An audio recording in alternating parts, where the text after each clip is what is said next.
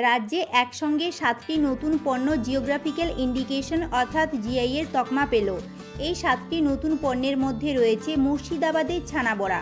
মুর্শিদাবাদ জেলার লালবাগ শহরে প্রথম তৈরি করা হয়েছিল ছানাবড়া।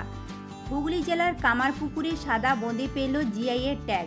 রামকৃষ্ণ পরমহংস দেবের পছন্দের মিষ্টি ছিল এটি।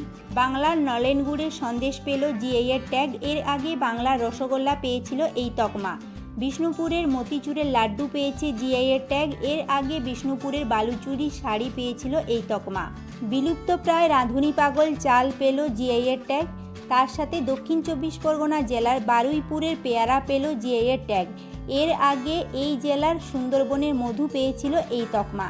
দক্ষিণ ২৪ পরগনা জেলার বারুইপুরের পেয়ারা পেল জিআই এর ট্যাগ। এর আগে এই জেলার সুন্দরবনের মধু পেয়েছিল এই স্বীকৃতি।